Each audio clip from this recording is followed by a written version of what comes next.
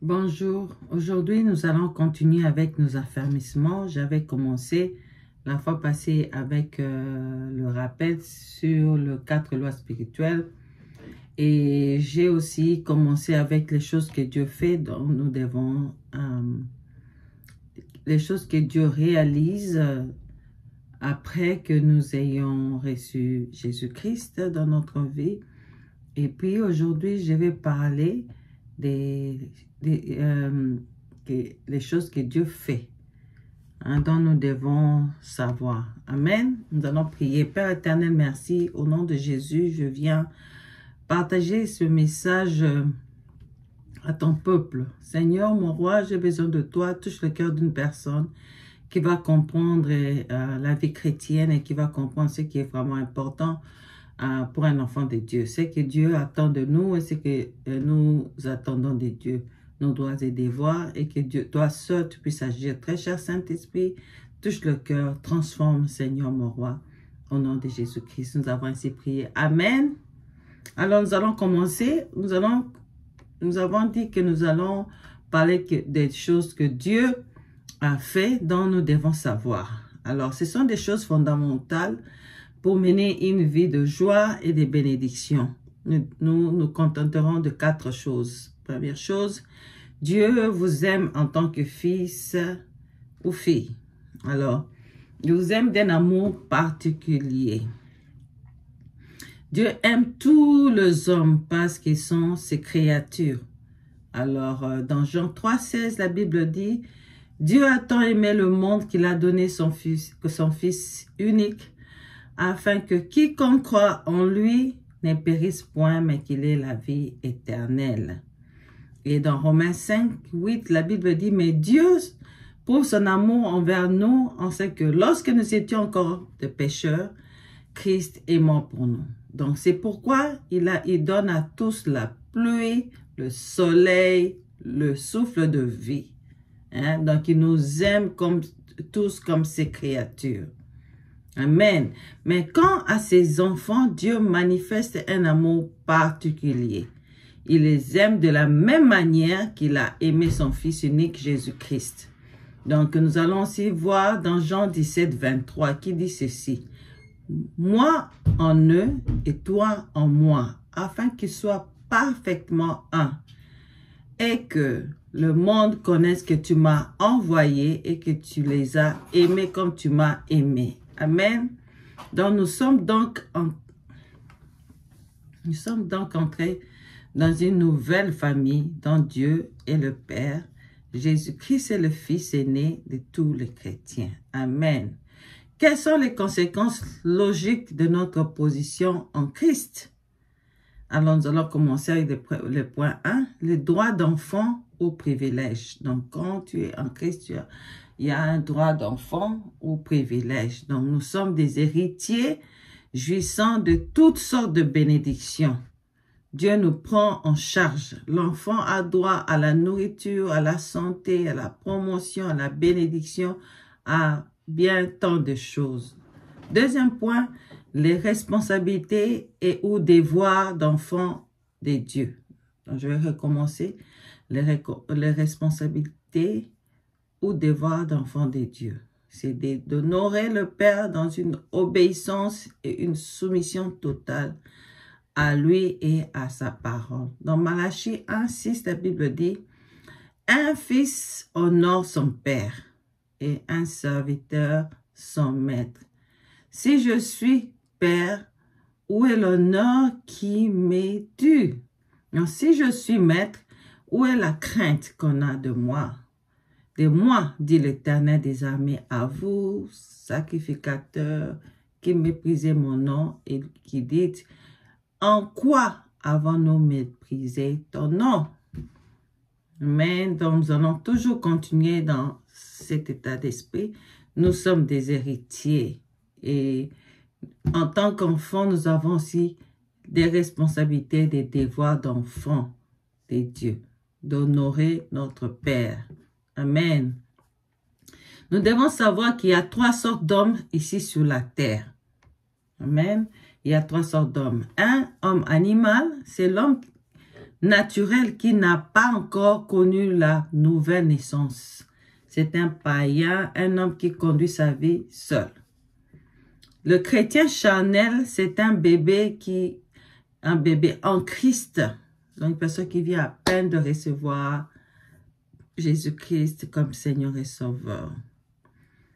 Qui peut encore être dérangé par les désirs de la chair. Il ne connaît pas une paix victorieuse. Il ne connaît pas les détails des fêtes. Ce qui est dit dans 1 Corinthiens 3, 1. Pour moi, frère, ce n'est pas comme à des hommes spirituels que j'ai pu vous parler, mais comme à des hommes charnels, comme à des enfants en Christ.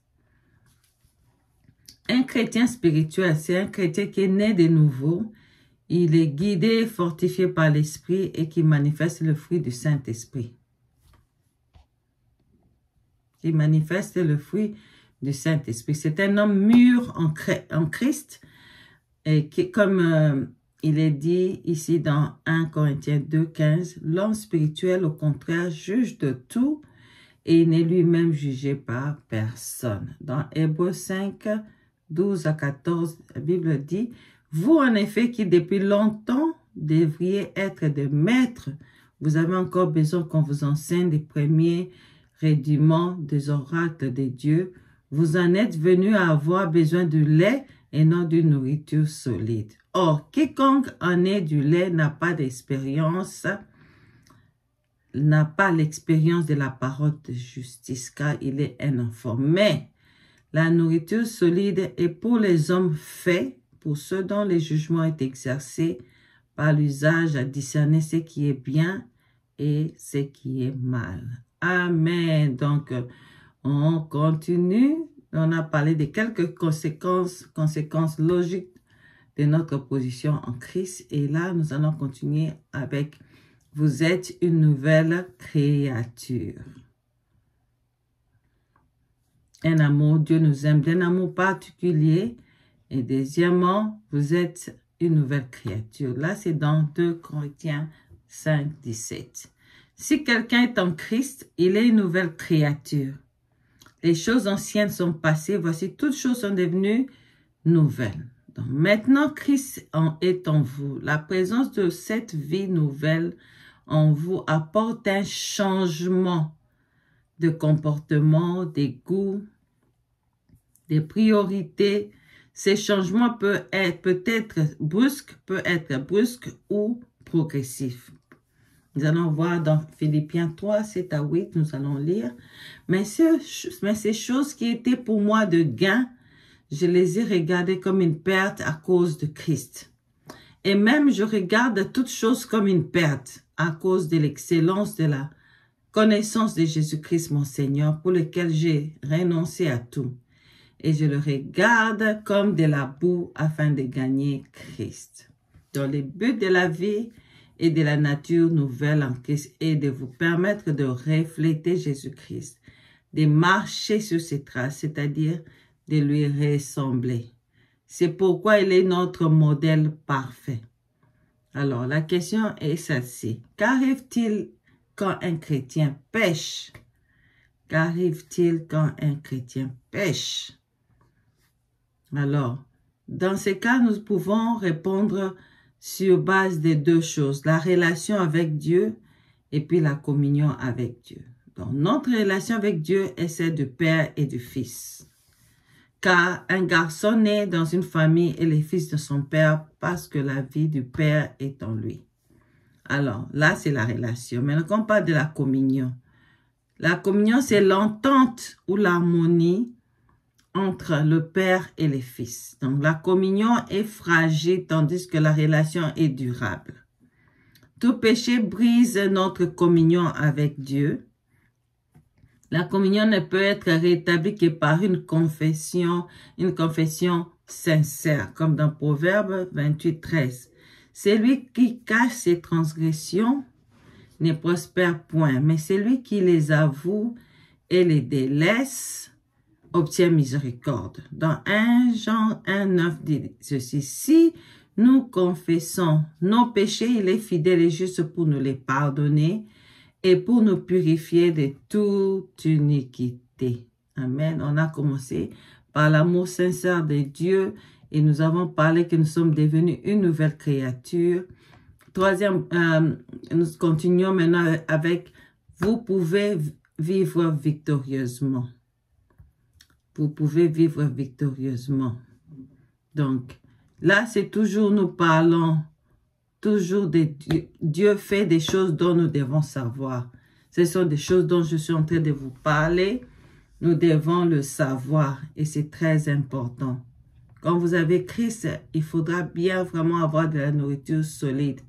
Il ne faut plus continuer à être qu'un bébé spirituel, mais il faut toujours grandir dans la foi.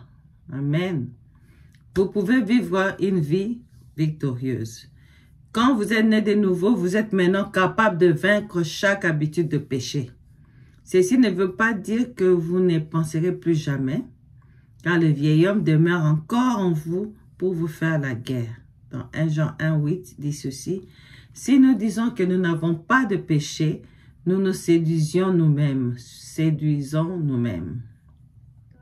Et la vérité n'est point en nous. » Il peut arriver à un chrétien de tomber dans le péché, mais le péché pour lui est un accident de parcours qui peut arriver pour diverses raisons. Ça peut être une distraction, manque de vie de prière, manque de sagesse ou bien l'influence des gens. À la différence de païens qui se complaît dans le mal, le chrétien qui est tombé souffre dans son cœur, il perd la paix et la joie du salut. Jésus-Christ est la victoire. Vous pouvez par lui et seulement par lui vivre victorieusement face au péché. Comme il est écrit dans 1 Corinthiens 15, 57. Mais grâce soit rendue à Dieu qui nous donne la victoire par notre Seigneur Jésus-Christ. C'est lui qui a tout accompli à la croix pour nous, pour vous. Donc, et comme il est aussi dit dans la Bible, je prie tout par celui qui me fortifie. Là, c'est dans Philippiens 4, 13. Personne ne peut vivre la vie chrétienne en comptant sur ses propres efforts. Votre unique espoir et force est de vous confier à Jésus-Christ. Hein, comme il a dit, vous petits enfants, vous êtes des dieux et vous les avez vaincus parce que celui qui est en vous est plus grand que celui qui est dans le monde. Là, je continue toujours à lire des écrits. Dans Romains 8, 37, la Bible dit, « Mais dans toutes ces choses, nous sommes plus que vainqueurs par celui qui nous a aimés. Je suis le cep, comme Jésus a dit, vous êtes les sarments. Celui qui demeure en moi et